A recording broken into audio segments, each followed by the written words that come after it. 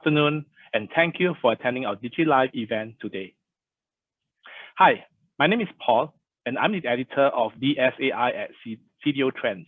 This means I cover topics around data science and artificial intelligence. As you may have surmised by now, I'll be moderating this panel today. If there's one thing I've realized as the editor of DSAI, it would be that organizations no longer doubt the importance of data. And with COVID, the need for digital transformation has never been clearer. But the question is this: how can organizations get to the other side of actionable insights and being able to make critical business decisions with accurate data? Well, that's what we are here to discuss for the next 45 minutes. But before I start, a quick housekeeping announcement. Now, there'll be a couple of polls later. Do participate and you'll be placed in lucky draw. Please ask questions too if you have any. The best audience questions, as agreed by the panelists, will get a prize, as well as the first 3 valid questions. So are you ready? Let's get started. I have with me a really experienced panel of panelists, and without saying too much, let's let them introduce themselves. So can we have Juliana start first, followed by Sourabh, Jacqueline, and Garrett. Juliana. Hi everybody, I'm Juliana. So I'm the regional head of Essilor Group. We are actually the ones who are making the lenses for all your spectacles, and we operate multiple global worldwide with about 150,000 employees. So I take care of the markets in Asia, Middle East, Russia, and South Africa. Nice to meet everybody. Juliana, could you add in maybe what frustrates and energizes you at work? What frustrates me at work is when we have a big blueprints and that could never actually launch, and we keep discussing and aligning how to do it. I think what excites me is actually when we do experimentation, we test and fail, and also we learn how to pivot and reach the eventual vision that we want to achieve as well. Sounds great. Thank you. Sourabh? Hi, everyone. My name is Sourabh Chitrachar, and I work with Liberty Mutual.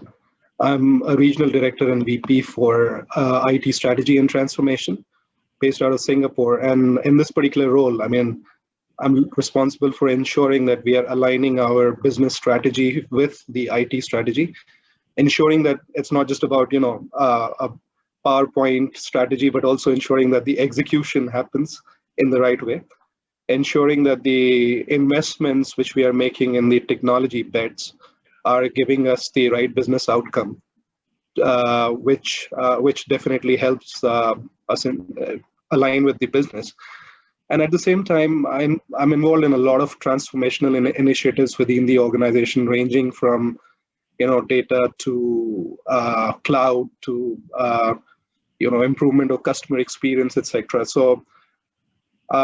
And what excites me, I'll start with probably what frustrates me. What frustrates me is monotony. I cannot stand monotony, and I need to be on my toes. And what excites me is basically a good work environment and also challenges. Unless and until I have challenges, that's, if monotony is kind of frustrating. So obviously, if I have challenges, that's what makes me excited. So thank you. Looking forward to the discussion. We asked Ethany to ask harder questions. I'll try to answer. Jacqueline, please.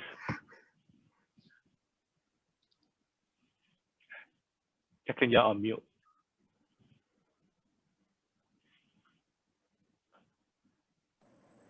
Okay, sorry about that, everyone. Classic faux pas. I'm Jacqueline. I am the Chief Digital Officer for HGC Global Communications. We are a fixed line service provider, global in almost 30 countries around the world. And we're looking very much to expand our reach specifically in Asia. We're finding, there's tremendous growth of people wanting to be connected and stay connected, and the amount of uptake, especially in Asia, of content, any sort of content. We are so hungry, in this region for anything that's new And so we're seeing a tremendous growth in our industry, and we're looking very forward to expanding. So as the Chief Digital Officer, you can imagine I am therefore really quite busy. And amongst other things, I look after the digital transformation, both internal and external to our customers, the UI, UX part, data, of course, and our core technology. And that really keeps me quite busy every day, I think. I can imagine. Thank you so much.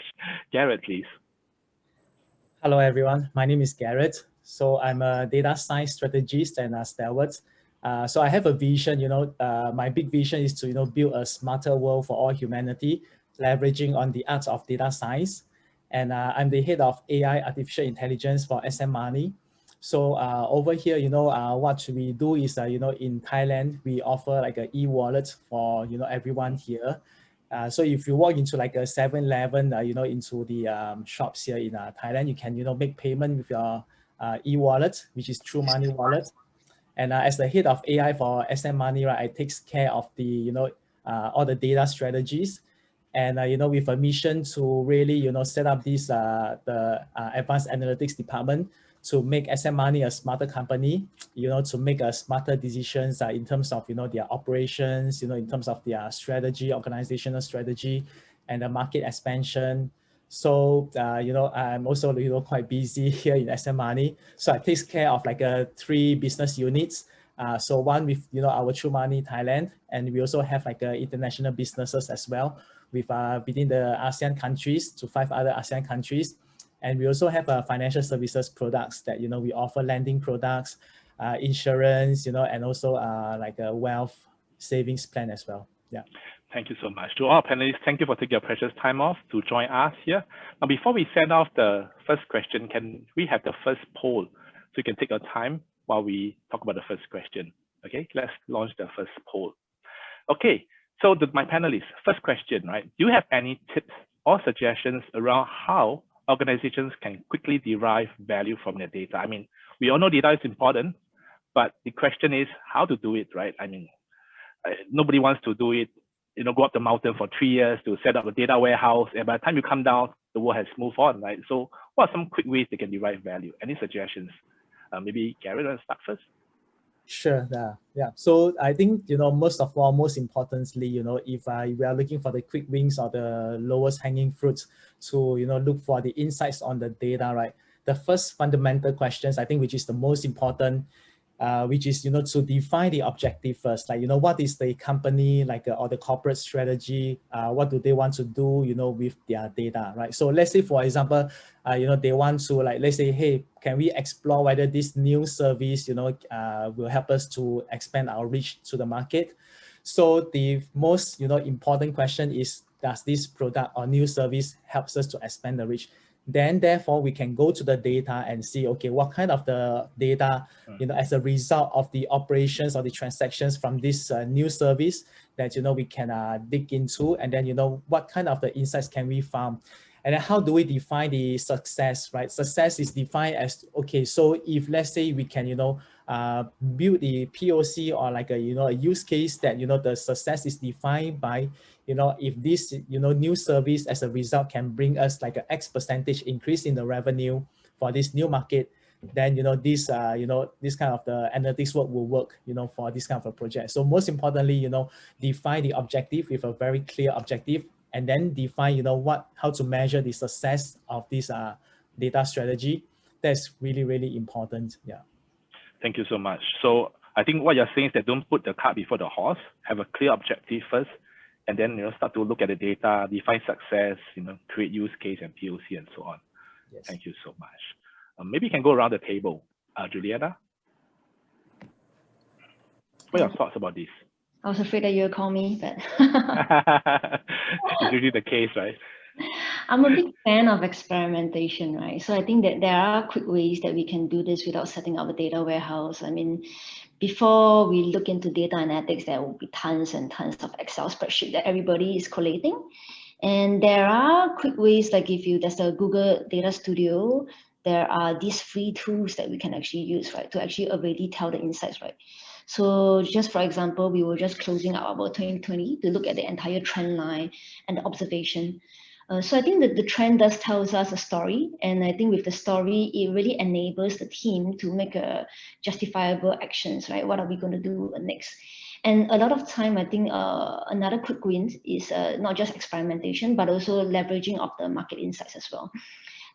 Beyond data, we actually look at or hear to our people on the ground to see whether the data actually matches what they're saying, right? So with this, there could be a composite team effect that we can actually do actionable objectives later on as well. So I think these are how I see we could actually do the quick wins without setting up a big data warehouse. I mean, of course, short of which we are also doing that, but more often than not, all of us will know that setting up a big business intelligence team or data analytics team does take time for the team to form, to build this warehouse, to build the backend, to do all the integration. And if you have this whole big idea, that will take 3 years to come. So I'm a fan of doing experimentation, and I think using the free tools that we have there to actually do this and see what are the next steps. And the most important is to actually get everybody into looking data with a different view, make it simple for people to understand.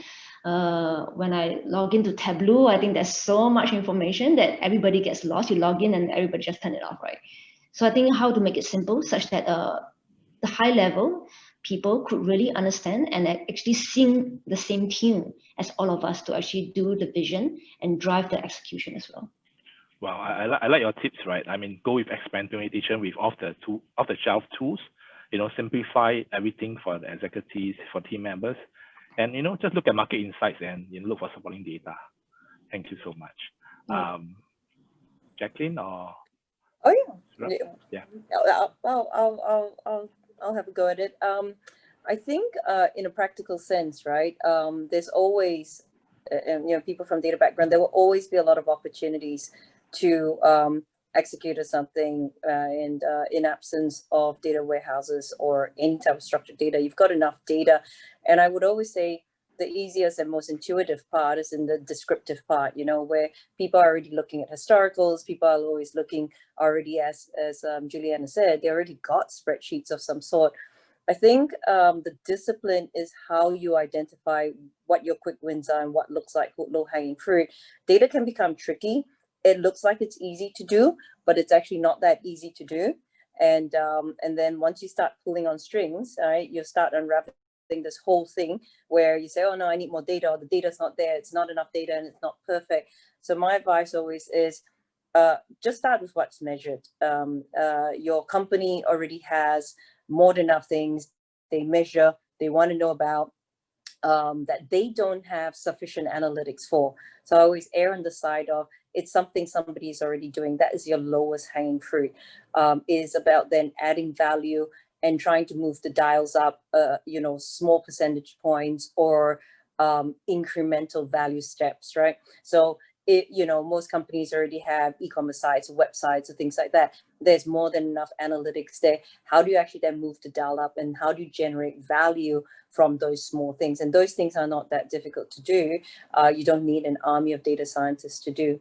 The other thing I say is, if you want to then be, you know, a little bit more disciplined with, you know, quick wins and low-hanging fruit, you know, I would agree with the view that you use your available tools, but you also have to use your most available data. You're not always going to have data for every scenario, everything that you want to do. The only question you have to make, and that's where your expertise comes in, is whether there is an acceptable degree of accuracy that can be derived from that data, or acceptable enough insight derived from that data to get you to your first base. Hopefully that's practical advice. Thank you so much. I think that's really insightful, because I mean, we always talk about the lowest hanging fruit, but I think you nail it on the head by saying, hey, we need to generate value from there. So awesome. Thank you. Sourabh? Yeah, I mean, I believe most of the points have already been covered by my fellow panelists. But usually, you know, I'll share an experience. I mean, when we started off in Liberty, I mean, it's an insurance company, so data is key, right? So I mean, looking at financial benefits, customer insights, etc. And when we embarked on the data lake journey, so one of the most important things, one of the most important questions was, okay, shall we go ahead and start hiring people, start deploying tools which can basically lead to curation of data which, and make it more structured as compared to the unstructured data which we already have.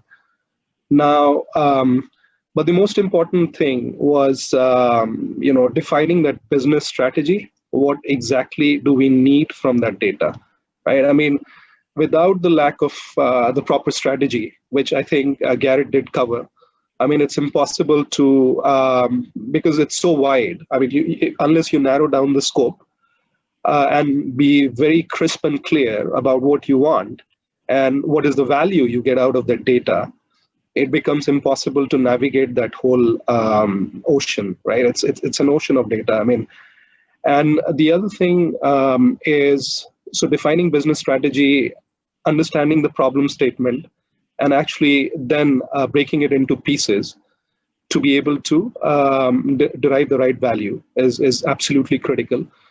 The second thing which I think is super important is also not getting carried away by, I want to boil the ocean by doing everything which is out there. I mean, we should do more of POCs, like Juliana was mentioning. POC is something which we took up in some of our markets in Thailand and in Vietnam and in Singapore to understand, what is the value. And then we went back to the CEOs and the senior executives to understand, okay, hey, does this add value to what you think you were expecting? And then tweak that. So basically following a complete agile approach, you fail faster and move quicker. So that basically helped us kind of formulate and fine tune our strategy and execution, because otherwise starting with a clean slate and saying that, hey, this is what we want to do and just want to follow. It's important to have the vision, but at the same time, you need to be flexible to change that path as you go along. So I think that's where my cues will be on ensuring how do we make quick wins with data. Thank you so much for sharing your thoughts. And at this stage, the poll results from the first poll is in. It should be popping out on your screen.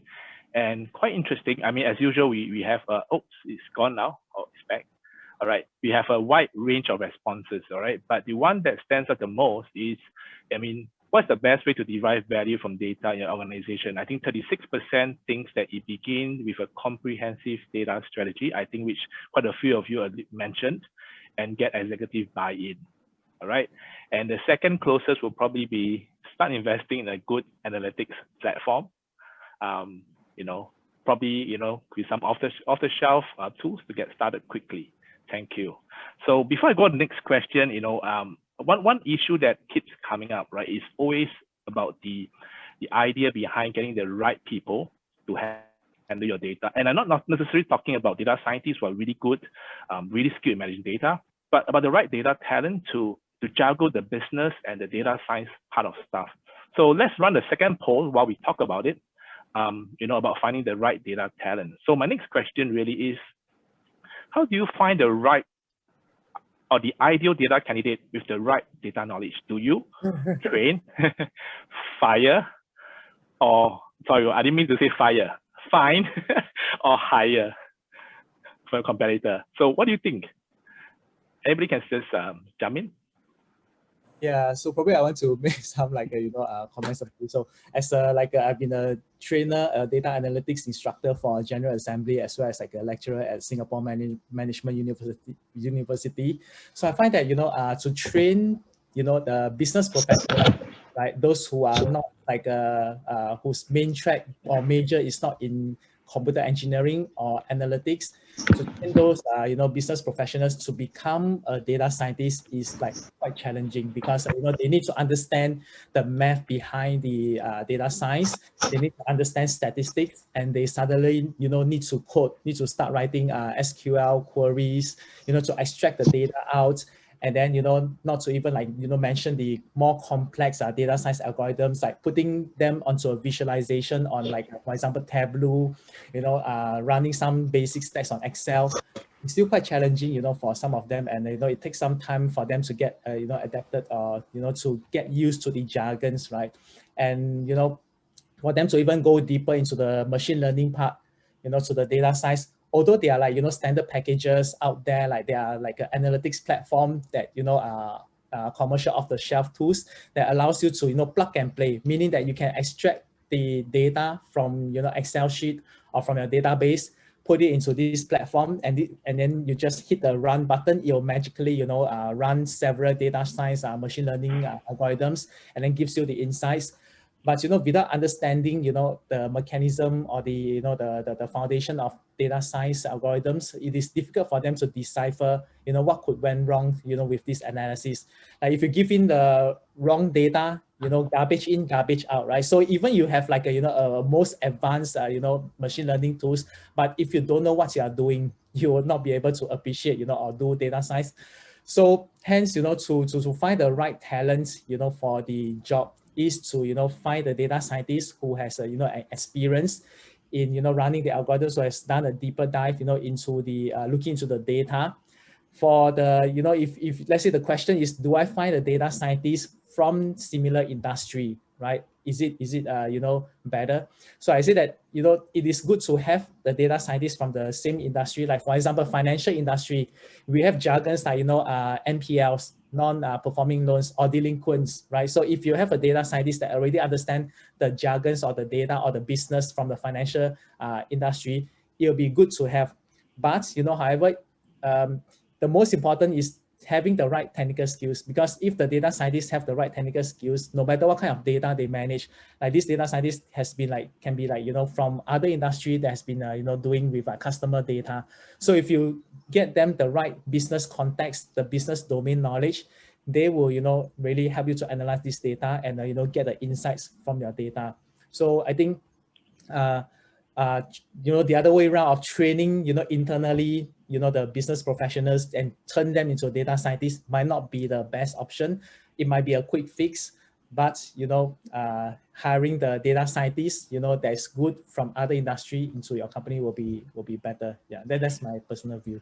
Well, thank you for your talk. I can see that you're clearly very, very passionate about training up data scientists and people who can manage and juggle data. Thank you so much from your view. But for the rest of the panelists, any other thoughts or perspectives or comments you'd like to add in about this? I think, sorry, Jacqueline, go ahead. No, why don't you go ahead, Sourabh? Go ahead first. No worries. So I think what Garrett mentioned was, it summed it up quite well. But from my experience, at least within the organization, what I can say is normally finding a data scientist, as we know, it's not easy, right?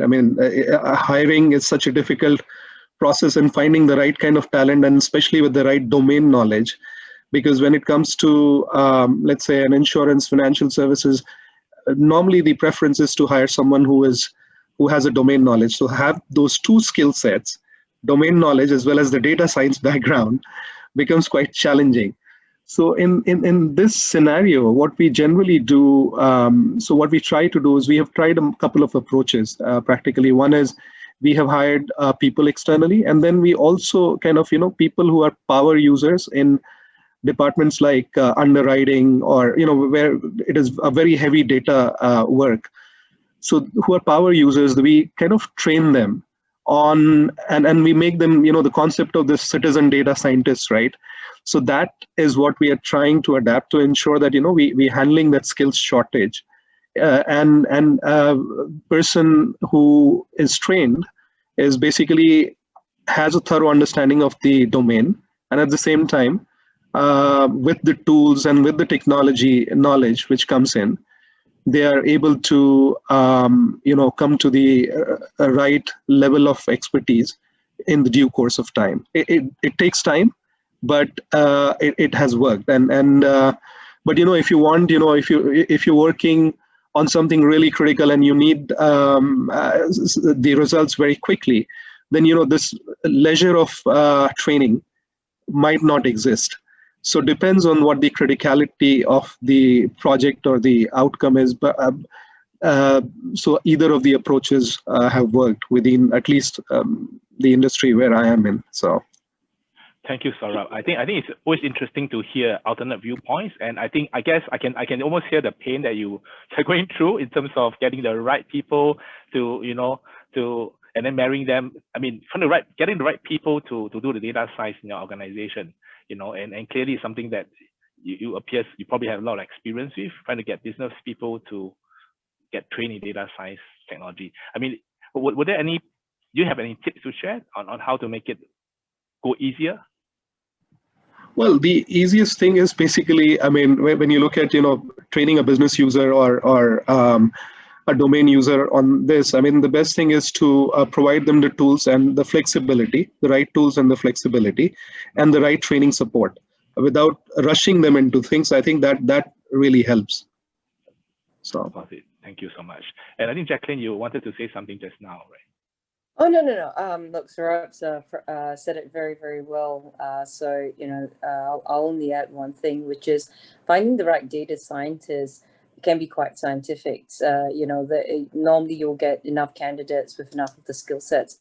I think what we find very hard to train, which people struggle with, is you can't teach someone how to recognize an opportunity.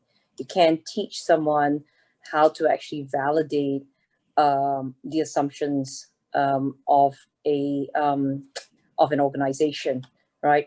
And it's hard to teach someone how they actually need to learn to work within the business processes and the business appetite in an organization. And so I think where we struggle with getting good data scientists is probably in those sorts of skills, and some of them are soft skills, but they're also very hard skills. They're quite structured skills as to how you map out your assumptions, how you test out your assumptions, how you decide whether scenarios are the right scenarios, how do you actually then categorize and prioritize your assumptions. They're actually quite structured hard skills, and you find that good data scientists are good data scientists, but then they don't. Some of them, or a lot of them, don't actually have these other types of hard skills that go with it. So I think we spend a lot of time actually training our data scientists to actually have a better eye, if you like, for the organization. Well, I mean, what I say is really interesting, right? I mean, you mentioned that you can teach the skills, but you might not necessarily be able to teach them to recognize the opportunity.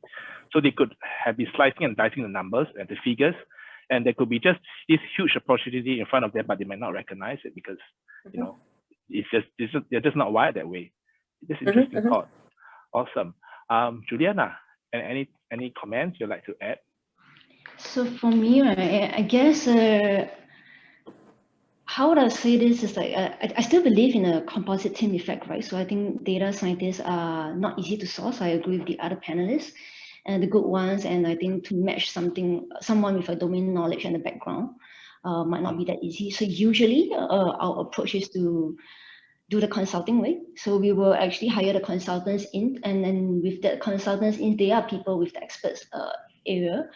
It could be just for a short project, a short contract. And then later on, what we do is we do actually infuse in our own people as well. So when our own people come in, they actually bring in the domain knowledge, right? They bring in insurance, they can bring in the lands, they can bring in legal and everything. So they bring in a different kind of domain knowledge. And with that, we do set up what are we trying to look for, right? So we might say that we have already started a project knowing what we want to look for, but it's looking for these validation points, right? Are we looking for something that doesn't exist? Is the market assumptions correct, right? So I think these are things where we have the consultants in, we have our people in with the domain knowledge, And we then look for the strategy where we validate or invalidate some of the approaches and some of the knowledge that we know.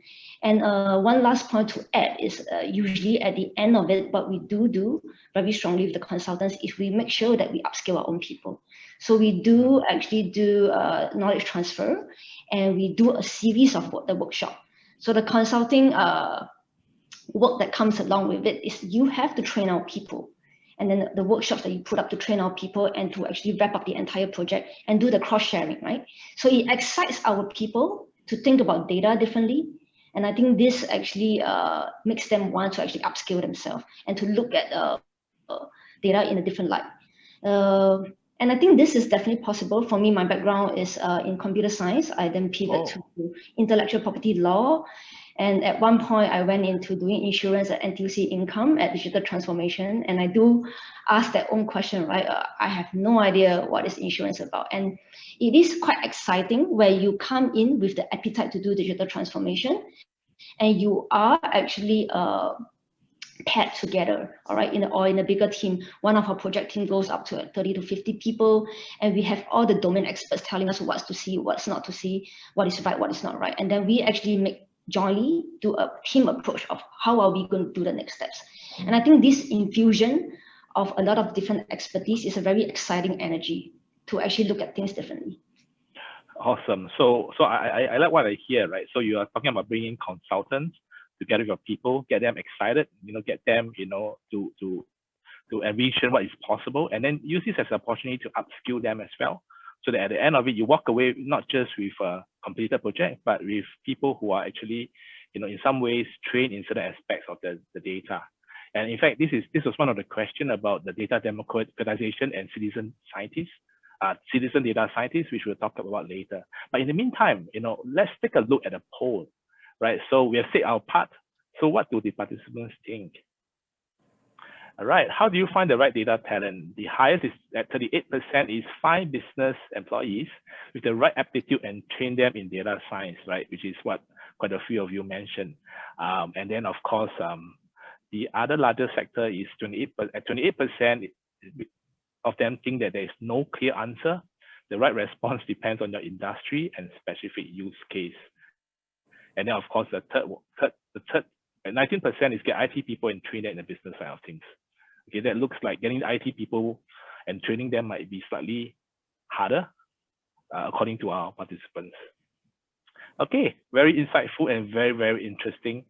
All right, question.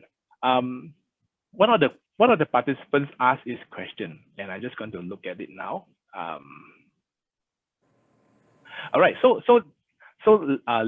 Lani David basically asked, right, how would data democratization strategy help businesses get the right value from the data, and how would that strategy help in decision making? I believe what this participant is alluding to is about the concept of citizen data scientists, basically where you put data in the hands of your normal staff and say, hey, take the data and let's see what you can come out with. So any thoughts about this?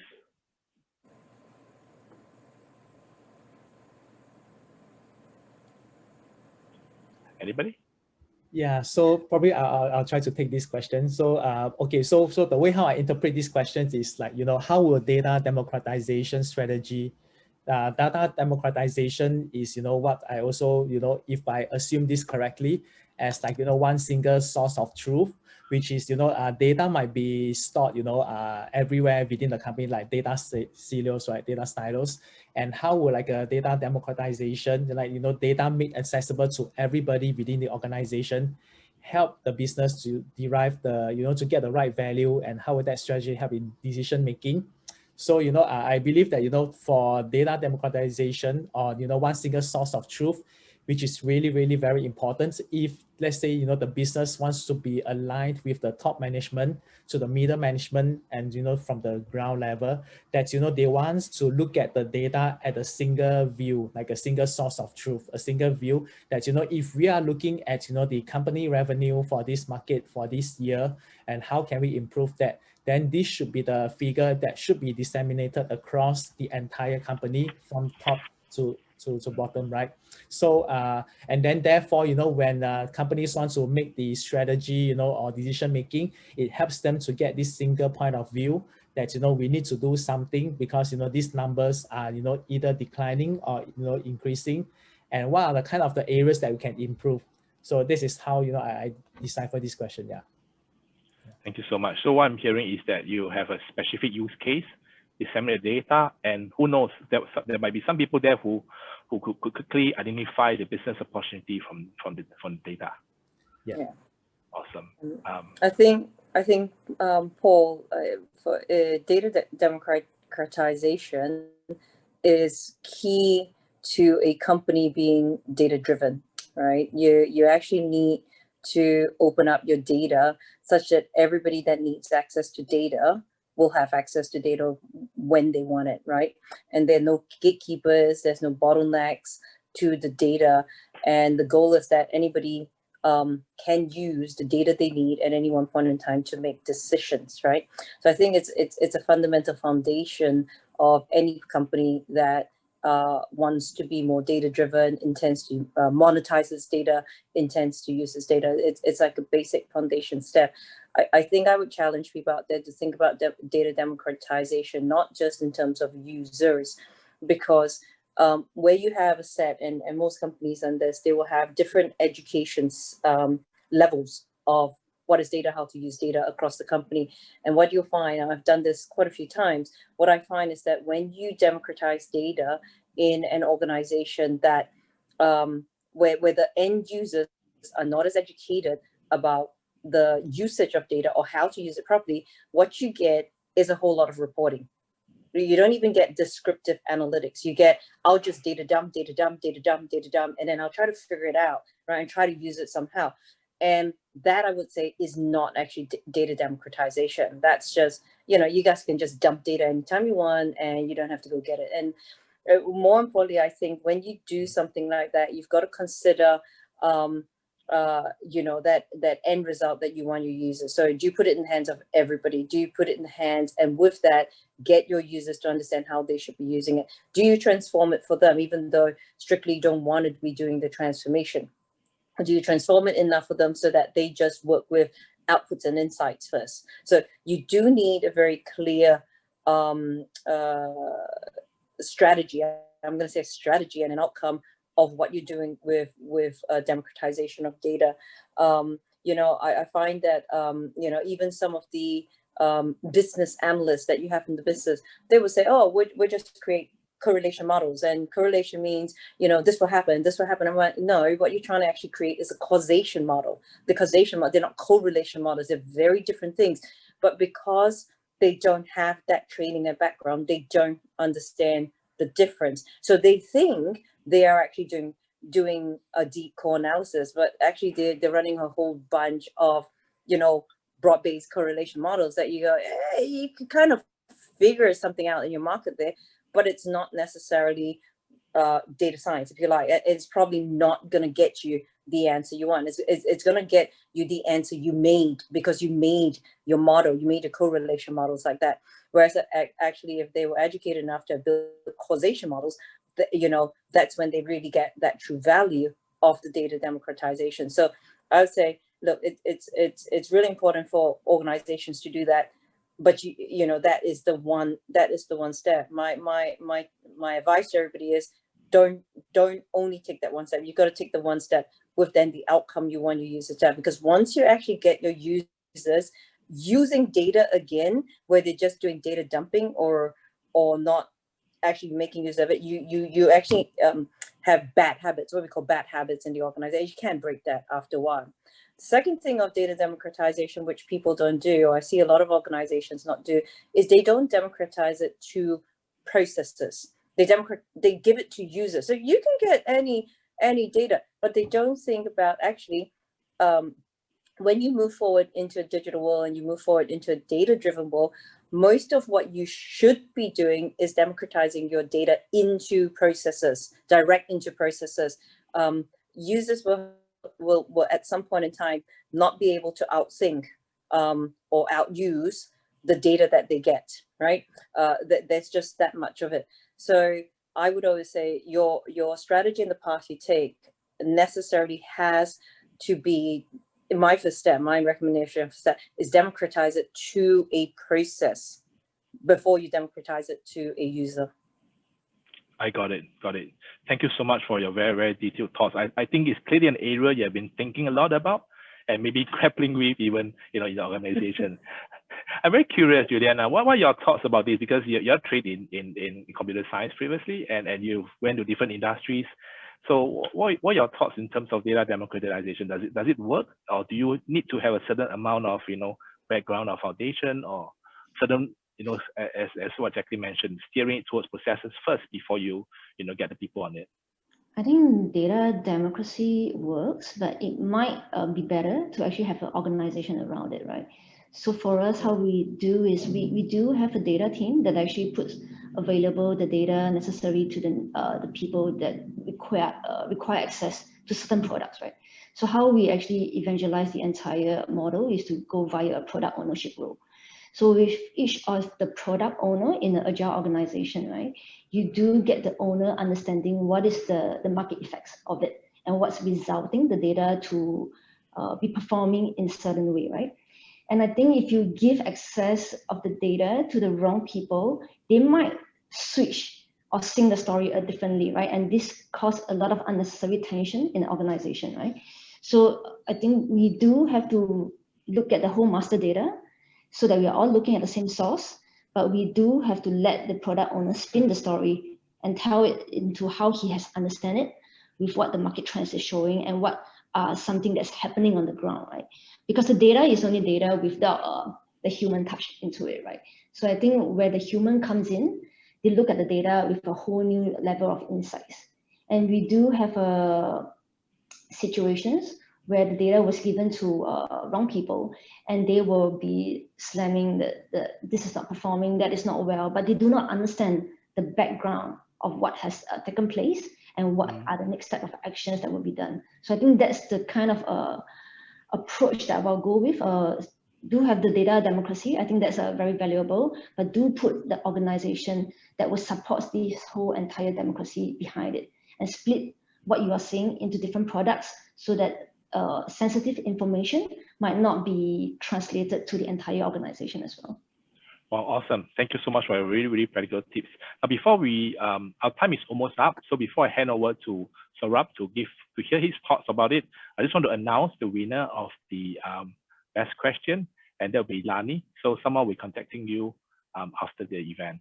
So Sourabh, what's your thoughts about this? Well, actually, listening to Juliana and Jacqueline and Garrett, I think this was most of the things about the democratization was actually very well covered. I mean, I don't think I have any additional points. I can try to probably summarize what was mentioned, but the whole concept, when I look at like democratizing the data within the organization, like at least in insurance, it does happen, right? So we do give users access to data, business users accessing the data and making it available. But we have to have the right framework put in place, not just from the governance standpoint, but also from overall management of that data. So the entire support system around it, what Juliana was just highlighting, because if the person who does not understand the data, I mean, they will probably not be able to make the meaningful insights, and then it could spiral out of control very quickly. So I think a good governance mechanism plays a vital role, along with a good support mechanism from the IT as well as from the product ownership organization, and at the same time looking at what can we provide, right? So what is the level of data, or what is the kind of data you want to give access to, right? So that also plays a significant role when you talk about democratization of data. Now, in insurance, one of the things is there is a lot of sensitivity. You have the customer information, which is super important. I mean, you have a lot of regulations around it. So when you have all those constraints, I mean, in some way, it's limited, I mean, by design. So some of it is limited by design in certain areas, like, for example, underwriting data or finance data or claims data cannot be democratized by any means, because that could lead to, or even if it is democratized, it will be limited to certain set of users. So I think overall governance, support mechanism, as well as the type of users whom you are giving that access to that data plays a very vital role, at least from an insurance point of view.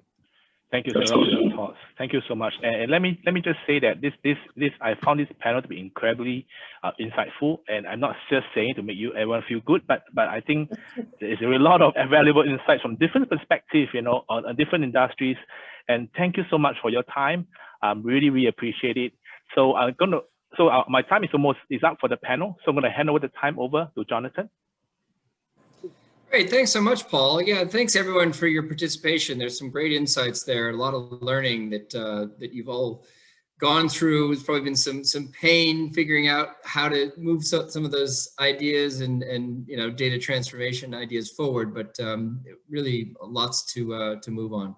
So for those of you, there is a private session going to Informatica. There's a roundtable, and for those of you who are still on this, if you would please, there was a link that's been sent to you in a separate place to join that. And please do join that now. It'll be starting in about 2 or 3 minutes, I think. Also, I'd really like to thank the more than 100, and I think it was about 115 people who were involved with this panel discussion Digi-Live session today. And I really appreciate all of you calling in from all over Asia and participating in this. I am also happy to announce that this was our 3rd one of these, and we're getting a lot better at it, I think, but we do want to have your feedback, because obviously with all that's happening with the pandemic, this is really about the only way we can hold events and talk with each other, at least until probably May or June. Hopefully around then we can start looking at some live events again, but we can still share these ideas, and we will be moving on and running our CDO Asia Summit, usually based in Singapore, but that will be coming up now on June 3rd. So you can even pre-register at the link below if you want to. And we will also be holding another series of these Digi-Live events. The next one will be at the end of March, and we'll message all of you and put it up on our website soon. We're just working through getting some of the panelists and working that out. I also would like to ask, for those of you who are left, if you could please fill out the poll that we have. It's kind of a post-event survey, if you will. So it allows us to get your feedback, allows us to work with, you've seen Daniel and Paul and Winston on the call, helping out with the moderation and the panelists. It gives us good feedback on what you need, what you'd like to hear about from your peers in the industry in Asia Pacific. So if you could just take probably 3 minutes to answer the poll questions, that would be really helpful to us to just figure out our next steps on our events. Is that being pushed up, or is that? Oh, I think you have to scan the barcode. Is that right, Daniel?